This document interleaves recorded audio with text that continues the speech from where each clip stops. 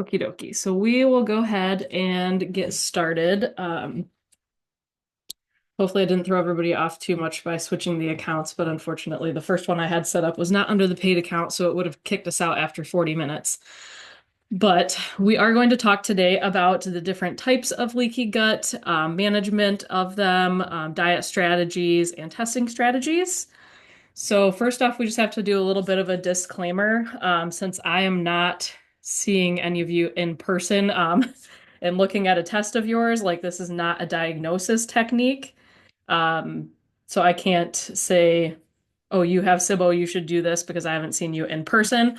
I do always recommend getting evaluated, with a professional so that you can really make sure that you're treating the right diagnosis because problems with the gut are so vast, and I hardly ever put people on the same protocol, depending on what I find with like muscle testing or symptoms or talking to people in person or stool tests or blood work.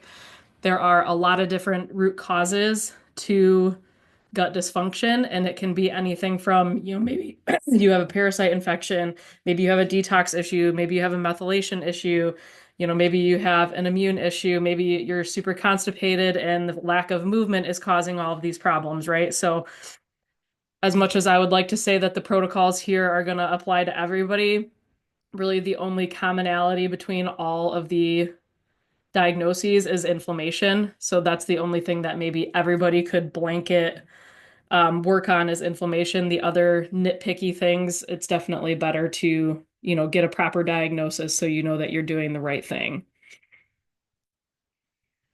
So a little bit about my background is I started into gut health back in undergrad. So I traveled to Australia and probably got some kind of, parasite or something from traveling. But when I came back from that trip, I was in the bathroom all the time, didn't have a normal bowel movement for months and months and months. Everything was just like shooting through me at the speed of lightning. And I went and had a lot of testing done as far as like stool tests goes. They couldn't really find any infection or anything. I did have my allergies tested, and it pretty much just said I was allergic to everything on the planet. So I started with just giving up dairy. And honestly, just giving up dairy did fix like 90% of my problems. And then I learned like, oh, I gave up dairy and all of a sudden my guts work better, my brain works better, it's easier to study, it's easier to exercise because I'm not worried about where the bathroom is. And it really like brought it home to me like how important like having a comfortable gut is just to your overall quality of life. Um, so fast forward into like graduate school, I did get in with a chiropractor and was able to do like an entire leaky gut protocol. Because prior to seeing that doctor, I had a lot of what I would call now ileocecal valve attacks. So there is a valve in your lower right abdomen that is in a very similar location to your appendix. So a lot of people will think that they're having appendicitis because it feels very similar. I mean, you'll have like extreme pain to the point of vomiting. I mean, I would be like curled up on the bathroom floor a couple times a year with these attacks. And, the only thing I was ever really told is my OBGYN was like, I think it's coming from your large intestine, but never really gave me any indication on, okay, but what do I do for this? So I saw this chiropractor in graduate school that did functional medicine, and he said, yes, you are having ileocecal valve attacks. You need to, do a leaky gut protocol, and you probably need to avoid nuts, seeds, and popcorns long term because that's what's causing a lot of these attacks. And lo and behold, he was correct. I am able to avoid those attacks since seeing him and getting treatments and doing the leaky gut protocol. And I mean that's a big thing because like I said, I would go to the hospital because I'd be, curled up on the bathroom floor in pain and my mom would be sitting there like, I don't know what's wrong with her and it would never be a appendicitis. So, um doing that protocol got rid of those attacks, but it also, again, affected so many other aspects of my life. My athletic performance skyrocketed. I was able to lift about 20 pounds more per lift within a month, which is unheard of for females. We don't usually gain muscle that quickly where you can have like a 20-pound jump in your athleticism. But I was able to do a lot more in my CrossFit career at the time. My physique changed. I started buying cheeky bikinis. Just a lot of things really started to take hold in my life. And honestly, I feel like my brain got so much healthier that I made better relationship decisions and just better educational decisions. Like my grades were better in graduate school than they were in undergrad. I met my husband, which was obviously a better relationship than some of the ones I was in prior to that. So, like I said, your gut health just really affects every aspect of your life. So, we want to make sure that it's in as happy of a place as possible. So, we're going to go through some of the ways to make that happen for you guys.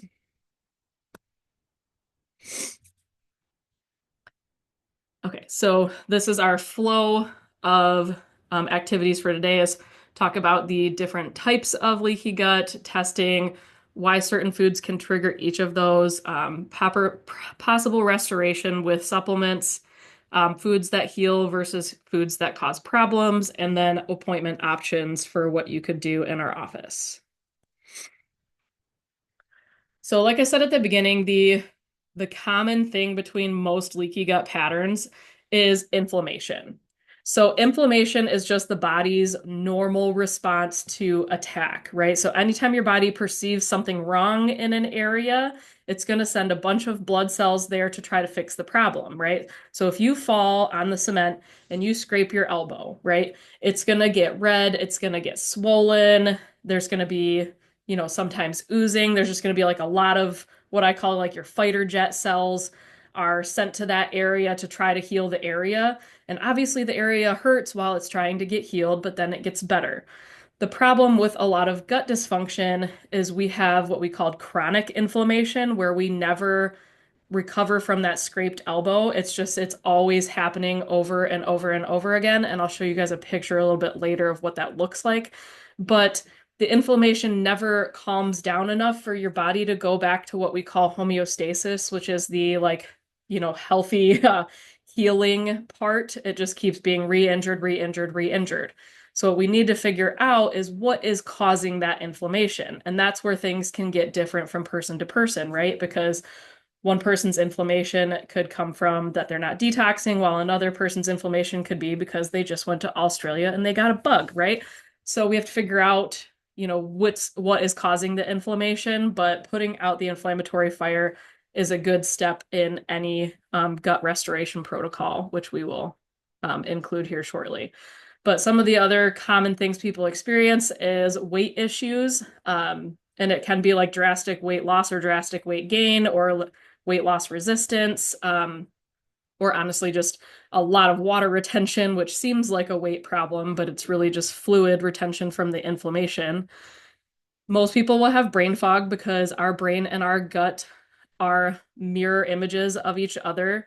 They have very similar barriers. So if one barrier is broken, so is the other. So anytime we have gut dysfunction, a lot of times we have brain fog, anxiety, depression, all these things because a lot of our important brain hormones are actually made in our gut. Similar to that, sleep problems will usually come along with it because, again, things like serotonin, which is one of our brain hormones that helps us make melatonin, helps us with our sleep. I'll show you a picture of how hormone balance gets thrown into this. But usually you will also have trouble with just absorption in general. A lot of people with leaky gut, I'll do blood work on them and they will have low cholesterol or low iron or low protein numbers or low creatinine numbers. Just like a lot of these, just basic blood work markers will be low because we're not absorbing enough of our food. Especially if you have cholesterol that is below 150, that is not medication induced, is like a huge flag for me that you have a severe absorption issue going on.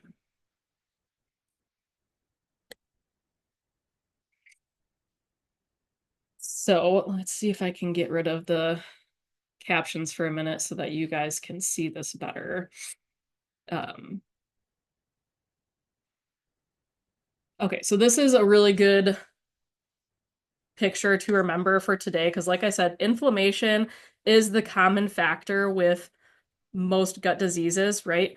And the reason that it causes problems with your sleep and your hormone balance is as follows. First, we get the inflamed leaky gut, where we're unable to absorb our nutrients, and our body will go into a fight or flight mode where it is increasing histamine and adrenaline. So, histamine is what causes allergies, right? So, a lot of times when we have a leaky gut, it seems like we're allergic to everything because your histamine levels go up drastically. Adrenaline is what causes us to get into fight or flight. So if you're chronically having an inflamed gut, it will feel like you're chronically in fight or flight, and an overabundance of adrenaline in the brain is anxiety.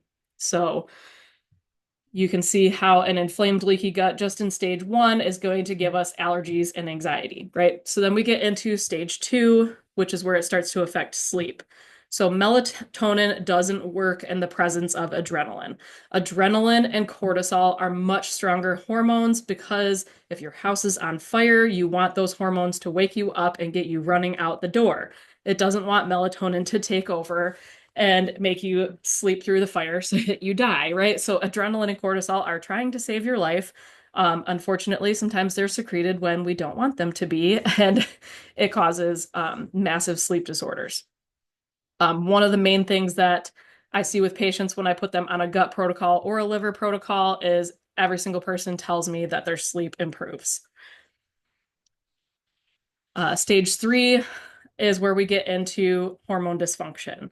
So I have a tremendous amount of, interest in my practice for hormone balance. I don't do any hormone replacement. And in fact, I have a lot of patients that are on hormone replacement with other doctors, and their hormone replacement is not working because they have leaky gut. Because if your adrenaline is too high and your cortisol is too high, like I said, those hormones are stronger than any of the other hormones. So if those two are way too high, and even if you're taking estrogen, progesterone, testosterone therapy, a lot of times you won't feel like it's working because those other two hormones are still taking over. So treating leaky gut is a huge element of hormone balance because it's going to help bring down adrenaline, cortisol, and also usually insulin, which is like your blood sugar response hormone. Insulin problems is a huge issue with having enough estrogen, progesterone, testosterone, because insulin will kind of steal your hormones as well as cortisol. So, this is how your gut can kind of progress into affecting a lot of your other tissues.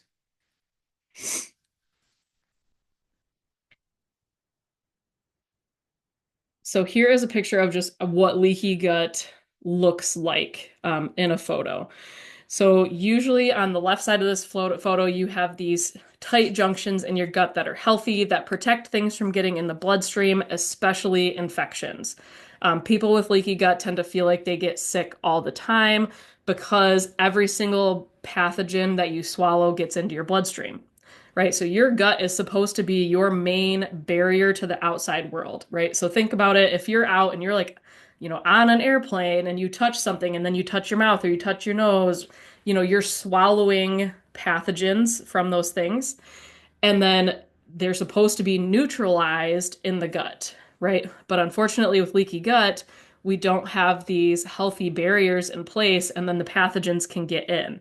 And this is where sometimes, you do a stool test or something, and or you look at the white blood cell count, and your white blood cells are all over the place on your blood work, and you can't figure out why your white blood cells have been so bad because you think you're not sick, but it's really because you have leaky gut and all these pathogens are getting in and your body's having to fight those in your bloodstream because they were not taken care of in the gut.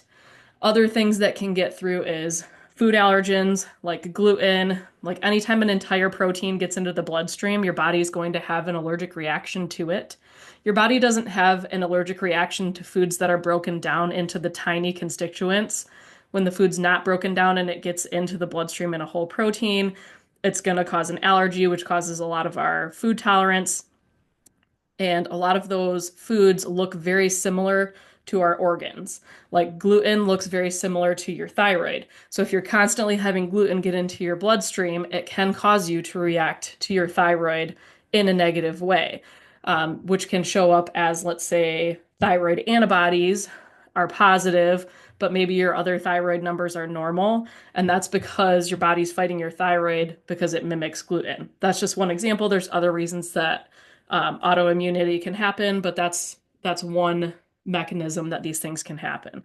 So you can see how, food getting into your bloodstream that's not supposed to be there can cause dysfunction throughout the system. Okay, so I'm going to turn our subtitles back on, see if we can put them at the top. Okay. So this is a picture of what a inflamed gut looks like. So you have the healthy colon on the left, you have ulcerative colitis on the right. So all the time with patients, I have them go and get scopes done. I mean, not that I send them, but they come in and say that they've had scopes done, and they'll say, "Hey, I have gastritis," or "Hey, I have ulcerative colitis," or "Hey, my colonoscopy just said that everything's inflamed. Like it's just red and inflamed. They can't figure out why, can't figure out what's wrong is leaky gut, right? So, like I said, we're having this super inflamed, things getting into the bloodstream, and then your body's trying to fight it like an infection. So everything's just on fire in there, right?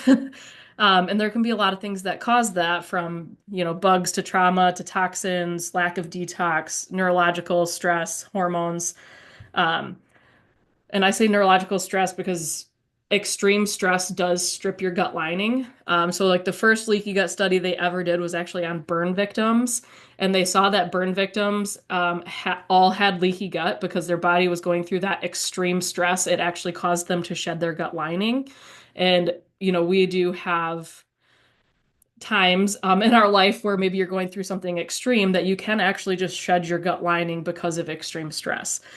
Um, so when our gut is on fire, a lot of times we need a fire hose to put it out.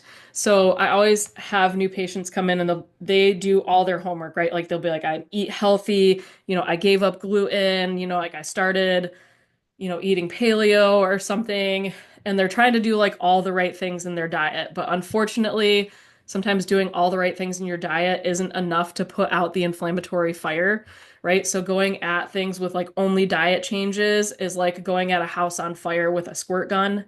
You're not going to get there. You got to go at it with a fire hose. And the fire hose is where you do the nutraceuticals like the turmeric or the glutamine or like these gut healing supplements with diet changes is really where the magic happens, because you're going at it with a fire hose approach and you can actually put the fire out and actually start to gain traction on things, as opposed to sitting there making all these diet changes with a squirt gun and banging your head against the wall wondering why nothing is changing. All right, so factors that affect inflammation. I really need to get these subtitles out of my way. Let's just turn them off for now. All right, so top 5 things that cause inflammation, right? So we have our food system, which is huge, right? 90% of what's at the grocery store has added poison.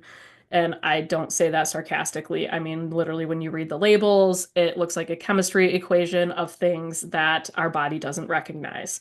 The best way to have a happy gut is just to avoid man-made ingredients, right? So like looking at labels and making sure you recognize the foods that are in there, making sure that it's not like fortified with artificial vitamins, make sure it doesn't have excess seed oils, excess added sugar, all these things.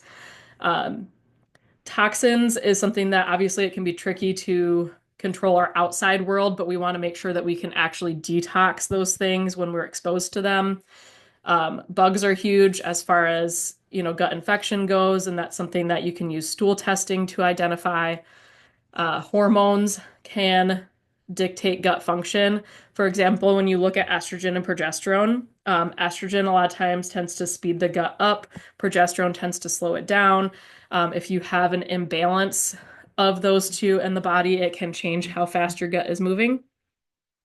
And then you have the last one, which is trauma, which we'll go into different types. So the main types of food that are going to contribute to leaky gut is going to be high fructose corn syrup, trans fats, or just excess seed oils, processed foods that you can't read the ingredients to, anything that's chemically modified or fortified. Like if you look at the ingredients on a bag of flour, it should just say organic wheat flour. If it has 6 ingredients for flour, it's been chemically modified and our gut doesn't recognize it and it fights it like it's an invader. Definitely drinks. Drinks are the number one way that we get sugar. So a lot of times drinks are what is contributing to excess yeast in the stomach and things such as that. And then we have alcohol. Alcohol is a sterilizer. Like they used to pour it on wounds to like kill anything in there so that they could do surgery on people, right? Like it kills your gut bacteria, unfortunately, if you're going in excess on those things. All right, so main things to look at with hormones. And I mean, I know like there's a lot included on these inflammation slides, and this is something that in our gut restoration program, we go into detail into each of these categories on like what they mean and how to avoid them.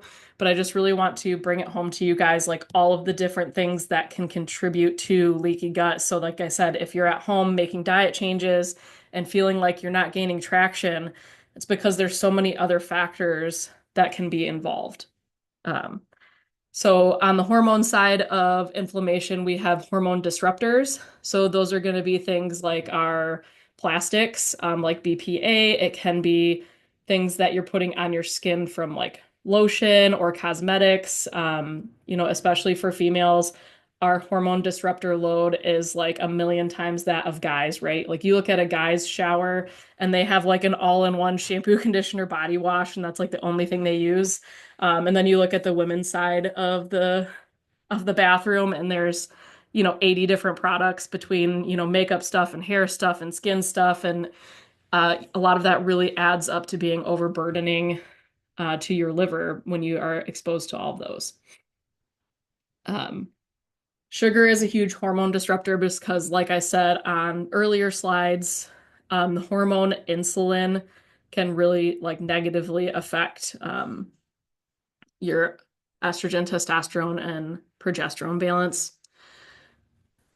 Stress is obviously a very broad topic, but the moral of the story here is anytime we have excess adrenaline and cortisol, our other hormones are unable to do their job. So decreasing stress with things like meditation, massage, chiropractic, yoga, deep breathing exercises, just like anything you can do with that. Big one that I think is important is actually just detoxing your schedule so that you're not overdone every single day with all these things. Um, we also have added hormones. So this is literally just a picture of cow butts because we have so many added hormones into our food system that can disrupt our gut. Um, And then we just have lack of hormones, which a lot of times is going to apply to things like thyroid or progesterone, or, if you have low cortisol, all these things can contribute to leaky gut. So the bugs part of leaky gut is actually one of the easier parts to treat, but this is something that we can run a stool test. It will say, hey, you have XYZ infection, and then you take, basically an antibiotic type supplement to get rid of them, or we put you on some kind of fasting protocol to starve them out. Most of these bugs exist in the gut because they are feeding off of sugar. So a lot of times if you can do a zero sugar diet, like if you can do Whole30, for example, or like a strict paleo type diet, you can actually starve out a lot of these bugs and make them go away, especially if you add any type of fasting to those protocols.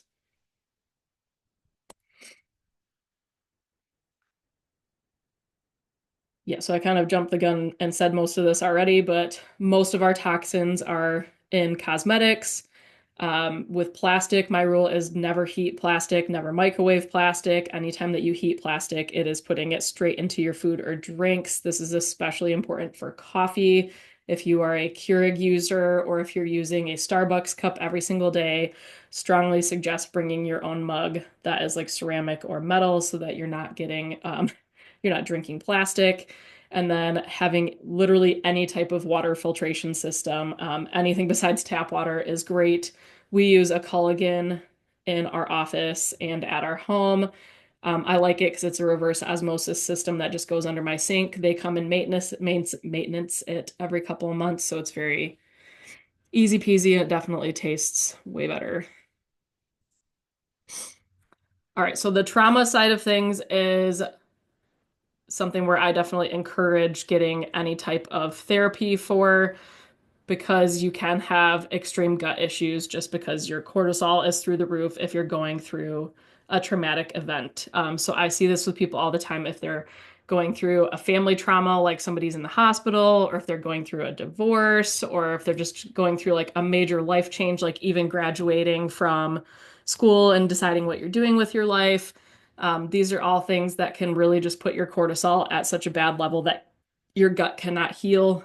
Unfortunately, I can't help you very much with this side of things, so I definitely would seek out a professional to get through that side of things. All right, so let's go through like the generalities of healing leaky gut. So, like I said, inflammation is a commonality between pretty much all types of leaky gut. So, the main thing that we want to do is put out the fire. So, step one, put out the fire with an anti-inflammatory diet and supplements.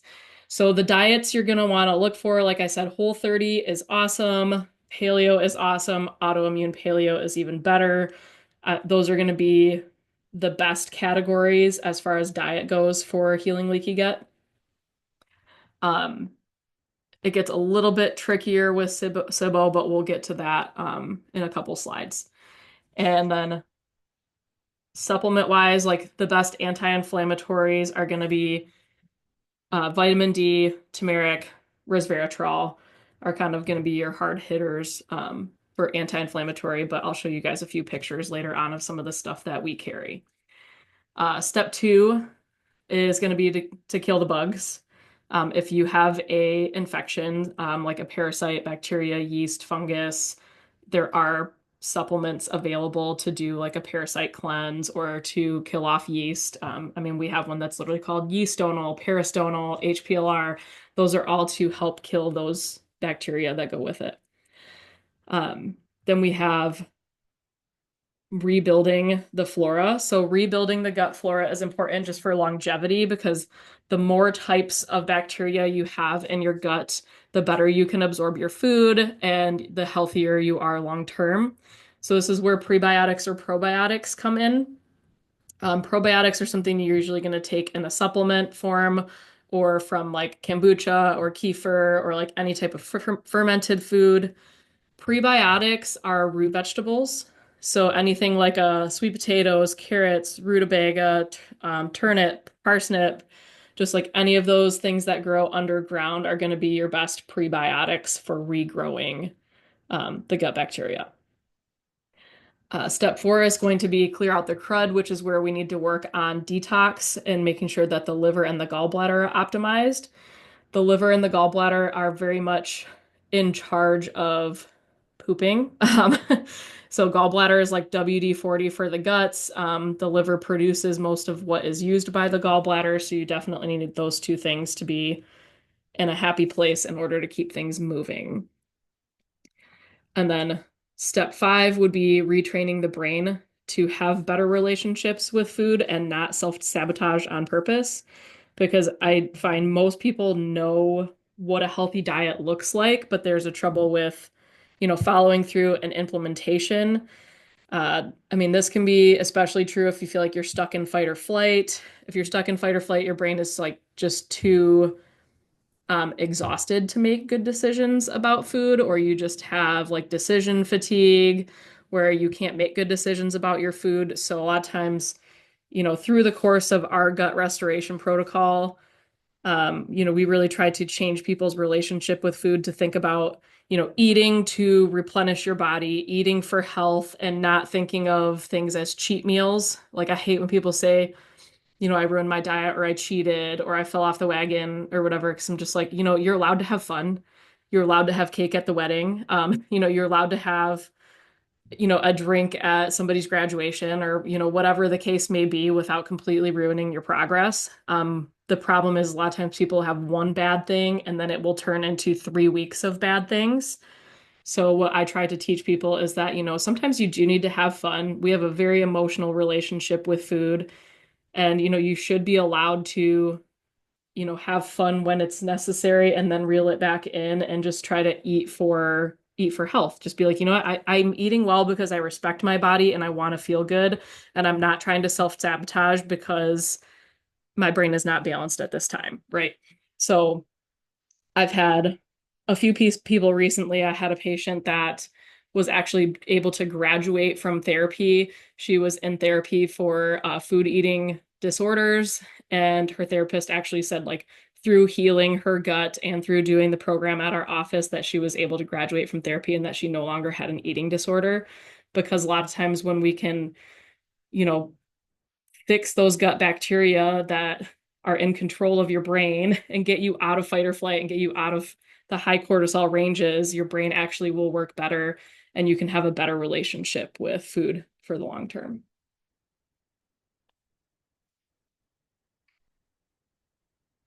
So this is a supplement example of just like a generalized, like all-inclusive leaky gut program.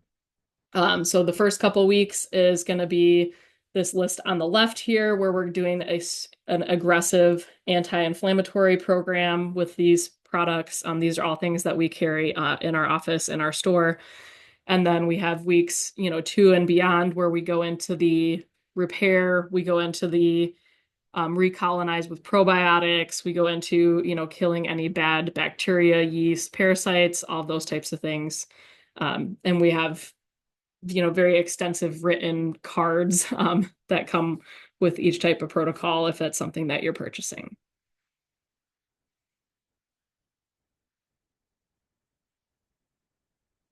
So the food lists that I find work the best.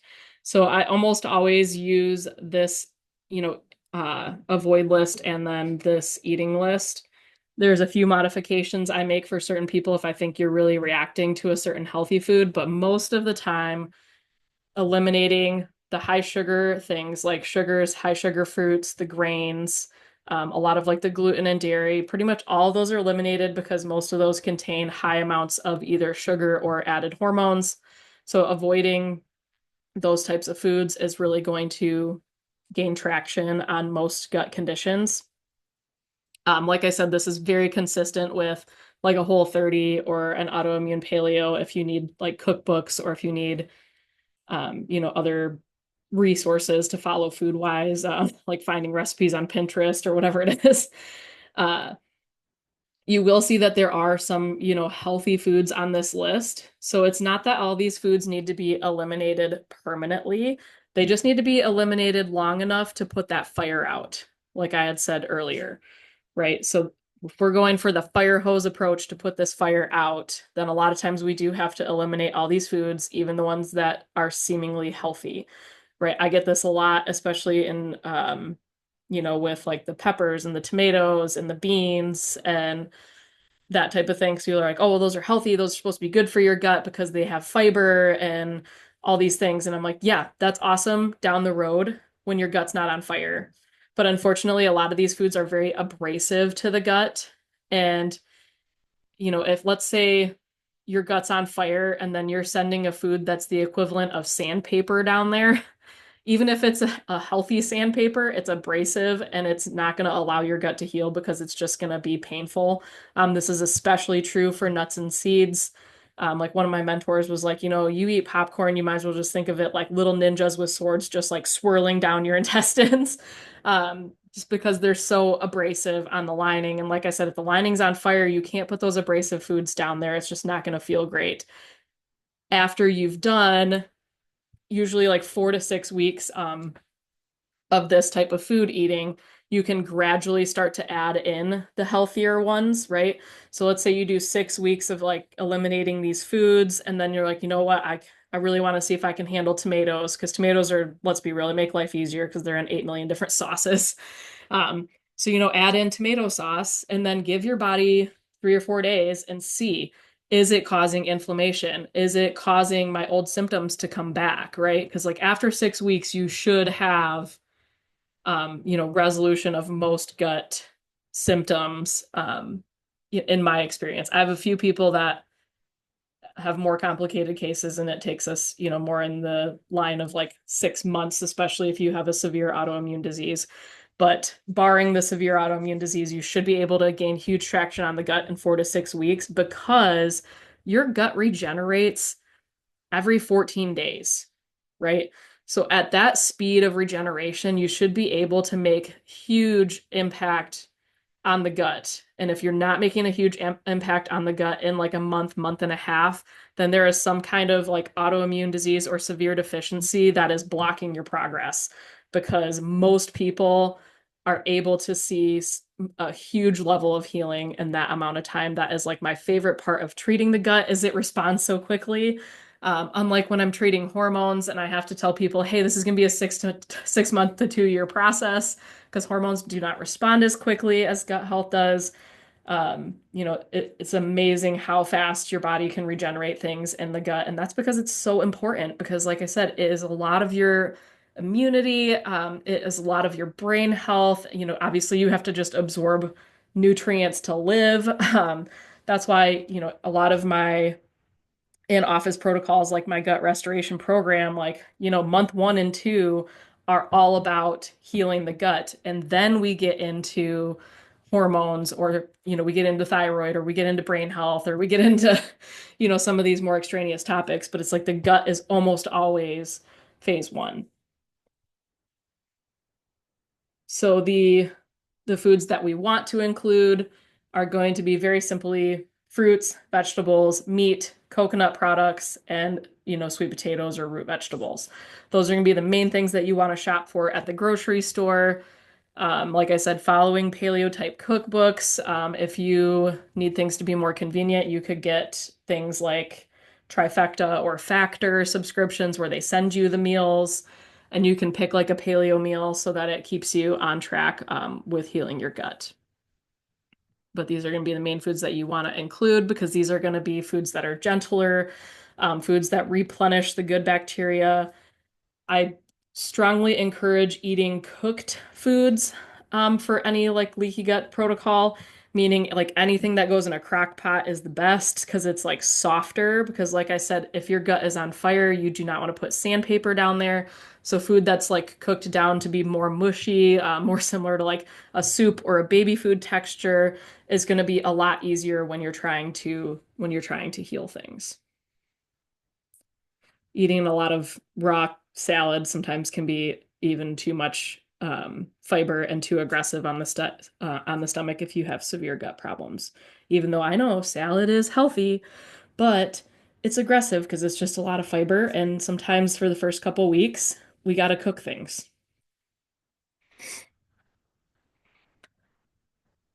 So I included this slide just as like an add-on, just because keeping the guts moving is so important for healing the gut. Because if you're only going to the bathroom every 4 days, you are going to get SIBO over and over again. You are going to get, yeast overgrowths. You're going to get toxins reabsorbed into your bloodstream because you're not going to detox if you don't poop. So, like, pooping is so, so important for healing leaky gut. And that's like the main thing the first 2 weeks that I work with people is like, what do we have to do to get you pooping, right? Um, Things that tend to help the most. Magnesium is huge, especially magnesium citrate. It is like nature's muscle relaxer or nature's laxative, if you will, for the gut, really gets things moving. A lot of people have to have them increase fat, especially if they've been avoiding a lot of animal foods for too long. Fat is like WD-40 for the intestines, so sometimes we do have to try to eat fattier meats occasionally or add olive oil or add coconut oil or something to try to get that WD-40 in there and get things moving.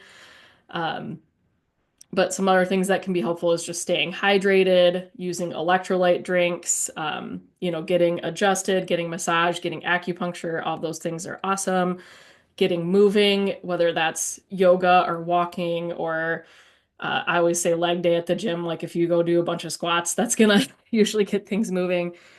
Um, some more extraneous things that you can do are like castor oil or coffee enemas, but it's just like anything that you have to do to get the guts moving. Because if you are chronically constipated, I don't care what supplements you're taking or what dietary protocol you're following, you are not going to heal leaky gut if you're not pooping.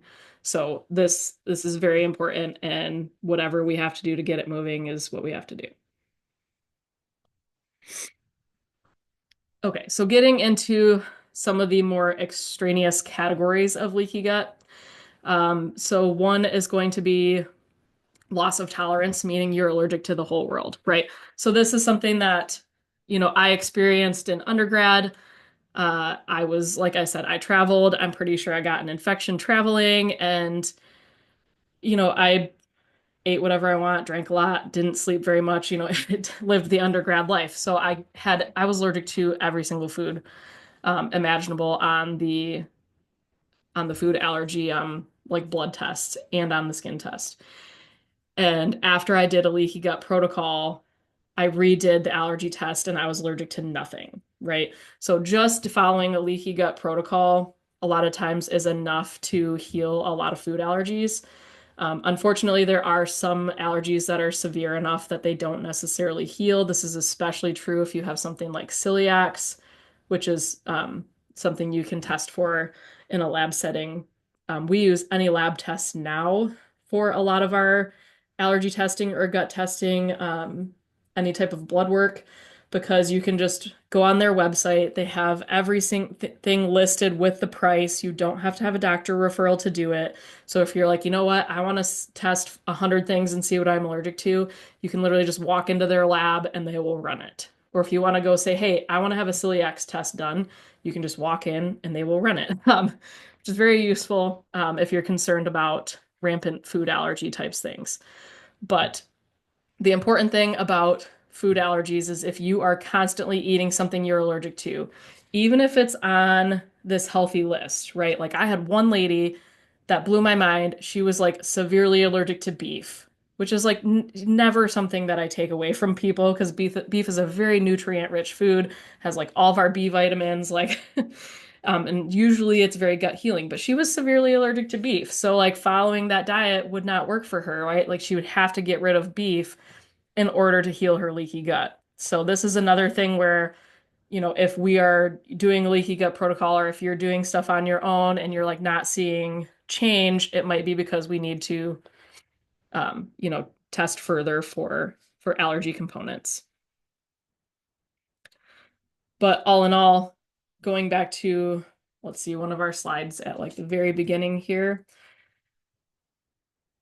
like I said, just having leaky gut is going to increase your histamine, which is your allergy response chemical. Okay. So if you can just work on getting the inflammation down in the gut, a lot of times that alone will make a huge difference on your allergy tests. Second delineation of leaky gut is called small intestine bacterial overgrowth, or SIBO. So SIBO is triggered by carbohydrates.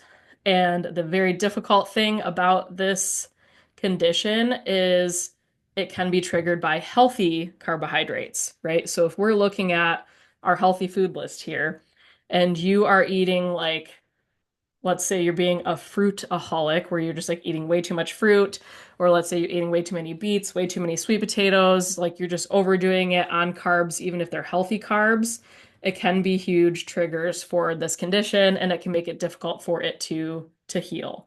One of my favorite strategies actually for getting over small intestine bacterial overgrowth is implementing fasting, whether that's intermittent fasting or 24-hour fast or bone broth fasts or master cleanse fasts, just like any type of fasting tends to help the most because it just starves the bad bacteria out that are in your small intestine where they're not supposed to be.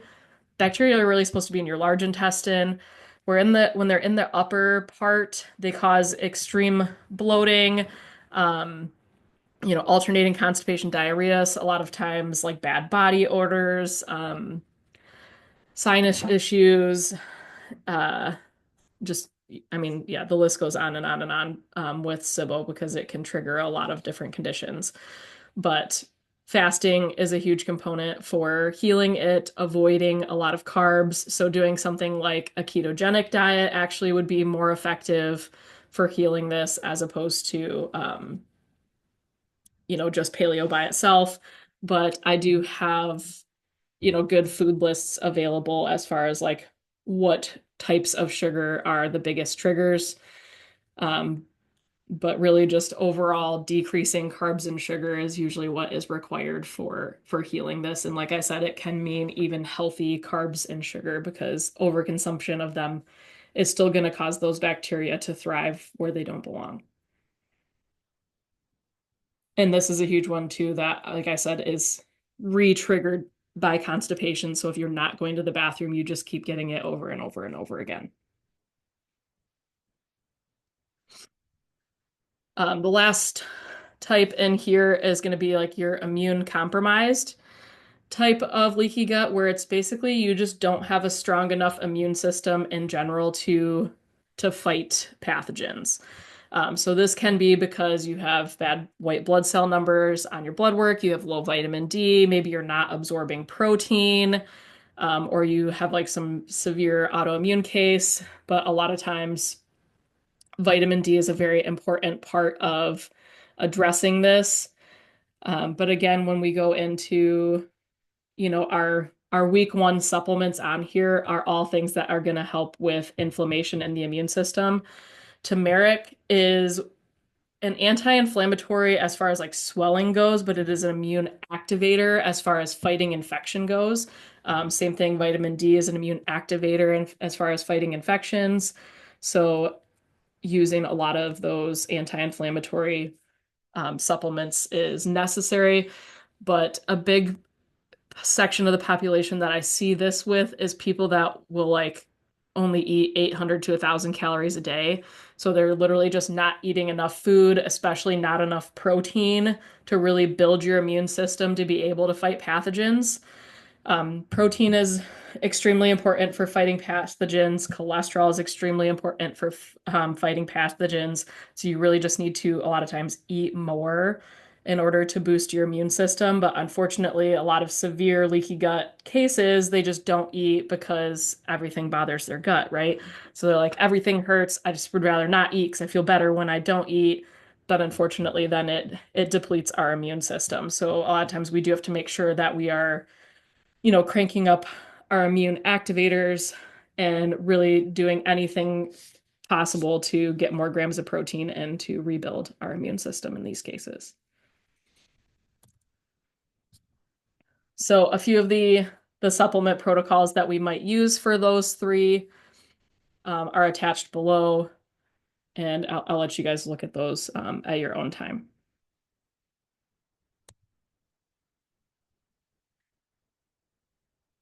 So some options for getting supplements or getting testing or getting evaluated. So like I said, any lab test now is something that you can use for like the food allergy testing.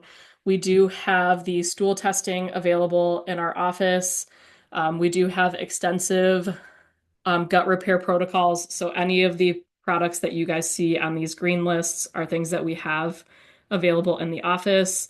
If you go to basupplements.com using the password BC123, which I will show you here. Let's see if I can share that.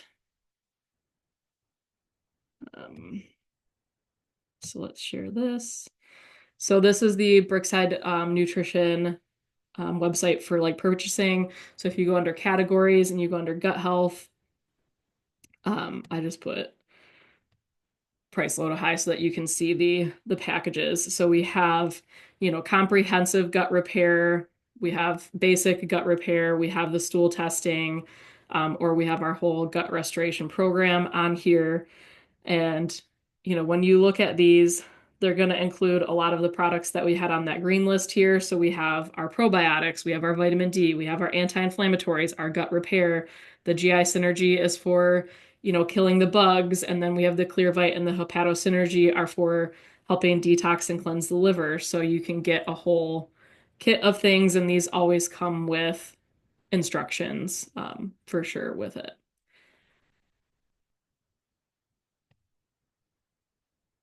Okay, I'm going back to here. So then we have, so what is the gut restoration program? So the gut restoration program is a 6 to 12 month all-inclusive program with me where you will get 12 functional medicine visits. We will do genetics testing.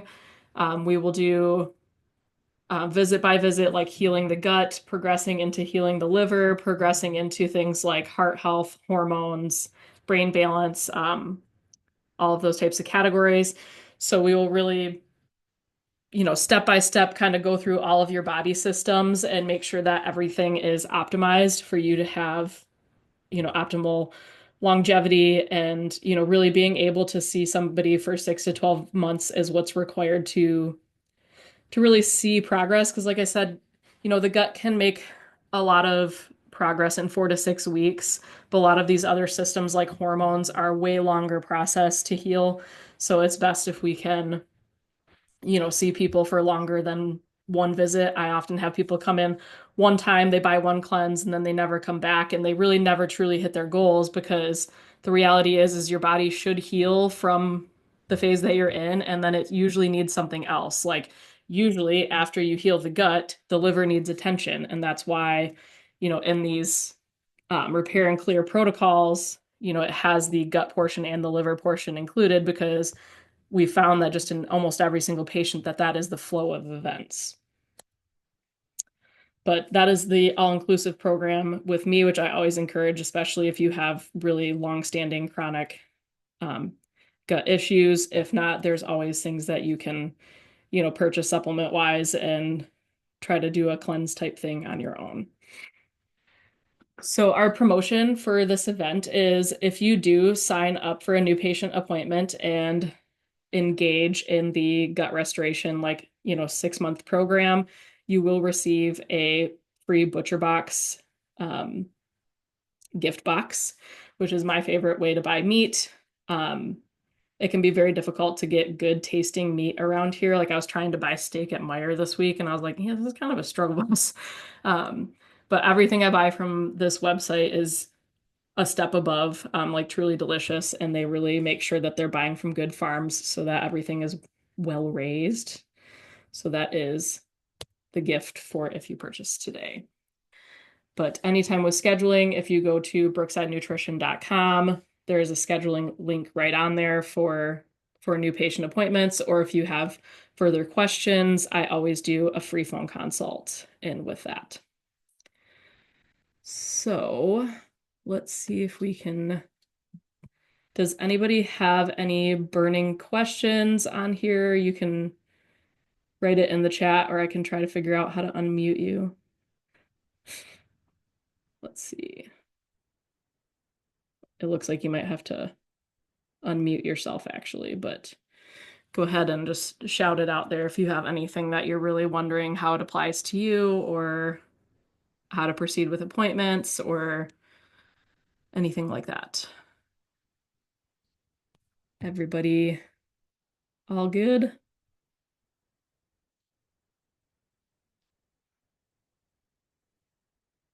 Well, then that is fabulous. I hope that that was super helpful for you guys. Definitely reach out to me at brooksnutritionsisters@yahoo.com if you think of questions after this. Hey, have a great weekend.